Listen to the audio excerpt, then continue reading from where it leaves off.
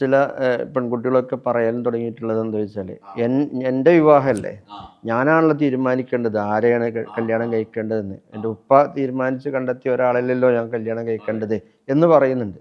അത് യഥാർത്ഥത്തിൽ അവരോട് നമുക്ക് മറുപടി പറയാനുള്ളത്, മുസ്ലിം എന്ന് പറഞ്ഞാൽ സ്വന്തം കാര്യം സ്വന്തം തീരുമാനിക്കുന്നവനല്ല, സ്വന്തം കാര്യം അള്ളാഹുവിൻ്റെ തീരുമാനത്തിന് സമർപ്പിച്ച ആൾ എന്നാണ് മുസ്ലിം എന്ന് പറഞ്ഞാൽ. അള്ളാഹുവിനെ അനുസരിക്കുന്നവൻ എന്നാണ് മുസ്ലിം എന്ന് പറഞ്ഞാൽ. സർവവും അള്ളാഹുവിന് വിട്ടുകൊടുത്ത് അള്ളാഹുവിന് പൂർണ്ണ വിധേയനായവൻ എന്നാണ് മുസ്ലിം എന്ന് പറഞ്ഞാൽ.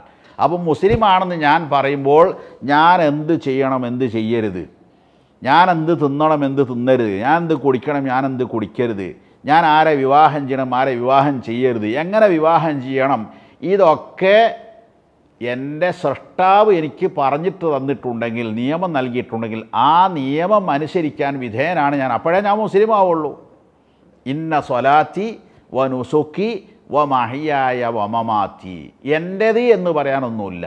എൻ്റെ നമസ്കാരങ്ങൾ, എൻ്റെ മറ്റ് കർമ്മങ്ങൾ, ബലികർമ്മങ്ങൾ, എൻ്റെ ജീവിതവും മരണവും ബാക്കിയുള്ളത് അതുള്ളൂ. ഒരു മനുഷ്യന് ഇത് രണ്ടും പറയണം. പിന്നെ ജീവിതവും മരണം അവസാനം അതടക്കം അള്ളാഹുവിന് ഉള്ളതാണ്.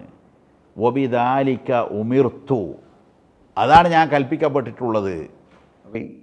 ഈ വലിയ വേണം എന്നുള്ളത് റബ്ബ് പറഞ്ഞതാണ്, പ്രശ്നം പറഞ്ഞാണ്. അതുകൊണ്ട് തന്നെ അതിൽ ഹദീസിൽ നബി സല്ലല്ലാഹു അലൈഹി വസല്ലം വ്യക്തമാക്കിയാണ്. ഖുർആനിൽ തന്നെ കാണുന്നത് നിങ്ങൾ വിവാഹം ചെയ്ത് കൊടുക്കരുത്, മറ്റുള്ളവർക്ക് വിവാഹം ചെയ്ത് കൊടുക്കുക എന്നൊക്കെയാണ്. വാൻകിഹുൽ അയാമാ മിൻകും വസ്സാലിഹീൻ ഒക്കെ രക്ഷിതാക്കളോടാണ് കൽപ്പന.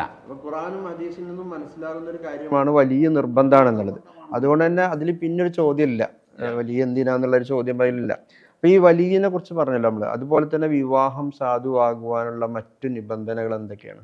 ഹദീസിൽ വളരെ വ്യക്തമായിട്ട് ആ കാര്യം, ലാ നിക്കാഹ ഇല്ലാ ബി വലിയിൻ വശാഹിദൈ അദിലിൻ, ഒരു വലിയും രണ്ട് സാക്ഷികളും. ഒരു മൂല്യരൊന്നും എവിടെയും പറഞ്ഞിട്ടില്ല, അതെവിടെയിട്ട് ഉണ്ടാവാറുമില്ല.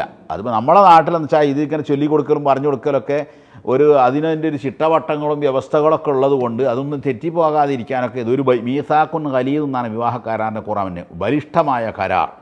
അതൊരു കട്ടിക്കളി ആവണ്ട എന്നുള്ള നിലക്ക് മാത്രം ആ കാര്യങ്ങളൊക്കെ അതിൻ്റെ മട്ടത്തിലും ചിട്ടയിലും വ്യവസ്ഥയിലും ആകാൻ വേണ്ടി ഒരു കാർമ്മികത്വം വഹിക്കാൻ ഒരു പണ്ഡിതനോ ഒരു ഖാദിയോ ഒരു ജഡ്ജിയോ, വിദേശത്തൊക്കെ കോടതി വെച്ചാണ് ജഡ്ജിയാണ് അതിന് ഇതാവുക.